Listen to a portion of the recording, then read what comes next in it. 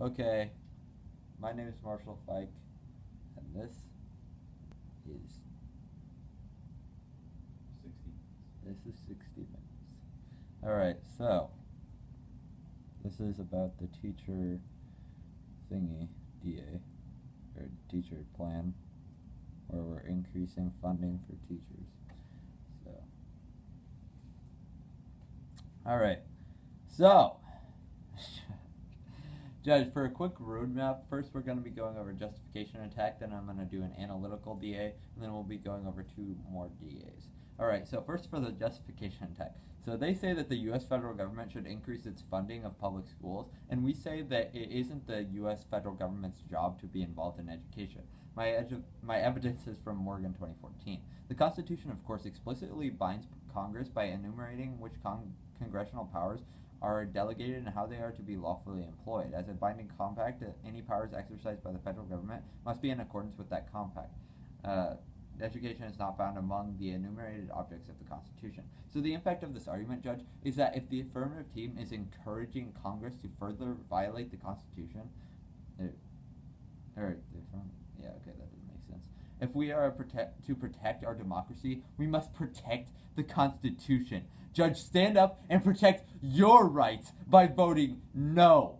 If you don't, then who is to stop the U.S. federal government from taking our other rights? Okay? They could take our freedom of speech. Reed can't worship in his place of worship. What are we going to do? Alright. So now that I'm on that little rant, I'm going to go into my analytical DA now. So basically this is saying that the AF didn't claim their funding if they're going to allocate their funds for the increased number of teachers, since we don't know exactly how many teachers are going to increase from the increase in pay in their plan, how many more teachers it's going to attract, if it's allocating funding to pay those new teachers or if it's just for the current teachers. So the link to this is that they didn't say in their plan if they're going to get enough funds for the new teachers, and the impact is that these new teachers will leave, which will remain, we will remain with the insufficient number of teachers, and the AF won't be able to actually solve anything in their plan. So, next to my second DA, fraud DA. So the thesis of this DA is that basically they're increasing funding and they're creating this new teacher salary program, and they're not giving any funding to oversight to see how much, or to see if the funding is being used correctly, and so this will lead to the money being wasted and stolen from the program. So observation 1, uniqueness, DOE officials admit weaknesses in current oversight program, from Taiga in 2015.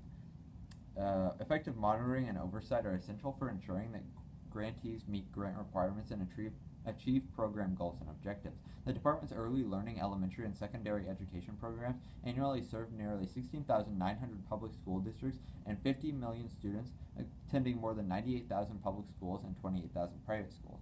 OIG work has identified a number of weaknesses in grantee oversight and monitoring.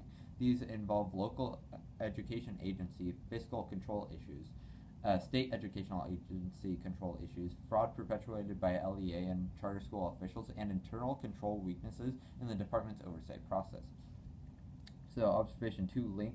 The affirmative team is adding to the DOE's responsibilities of oversight of this money, and they have no funding for additional oversight. Observation 3, impact. Federal programs without oversight waste billions of dollars. This is from Edwards and DeHaven of 2009. In sum, fraud and abuse is a serious shortcoming of many federal programs. It's appalling that $100 billion a year, or perhaps much more, of benefits are misappropriated by people not entitled to them. Federal subsidies for industries such as healthcare and education ought to be cut because private markets can usually perform these activities better than government. But the endemic fraud and abuse experienced by many government programs provides an additional reason to pursue major cuts in the federal budget. So basically what that DA is saying is that if we don't provide any funding for oversight for this money that we're putting towards teachers, then it's not going to be used correctly, and we're not going to be able to see any solvency in their case. So next on to my third DA, which is the Kansas on Steroids DA. So basically, this is saying that right now the Democrats are actually going to win the election, the midterm elections coming up next year. But if we pass their plan, and since they admitted in CX that people are going to like it, then Trump and the Republicans are both going to win the midterm elections, and that's going to allow them to pass tax cuts, which will cause essentially Kansas on steroids. So, observation 1, uniqueness. Trump's low approval ratings will let the Democrats win the House majority in 2018.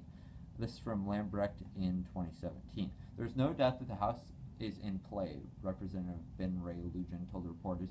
Polls showing supporting eroding for Republicans in more than 24 House districts because of Trump. A president's popularity is often a key factor in congressional contests. The most important leading indicator for 2018 is Trump's approval rating, which is 40% or lower. That's a big, bright red warning sign that is flashing. If Trump's approval rating remain that low or go even lower, I think Democrats are going to have a pretty good year in terms of recruitment and have a shot at picking up the House.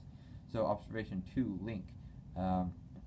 Successful legislation will boost Trump, allowing the Republicans to keep control of Congress. Hinton of 2017. Trump's current approval rating is 38%.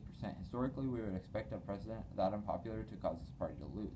The question is going forward is whether Trump can improve his approval ratings or whether congressional Republicans can distance themselves from the Trump brand. If either occurs, then the Republicans stand a good chance of holding on to their majority in the House. Observation 3, internal link. GOP will move past tax reform after the 2018 midterms. White 17. Major tax bill could slide to next year given the number of tasks facing President Trump and the GOP the rest of this year. It's going to be hard to get tax reform done in 2018 because of the midterm elections that could slip to 2019. Observation 4, impact. Trump tax bill would be Kansas on steroids. From Weissman in 2017. It is hard to think of a more obvious recent public policy failure than the tax cuts that Kansas Governor Sam Brownback championed in 2012.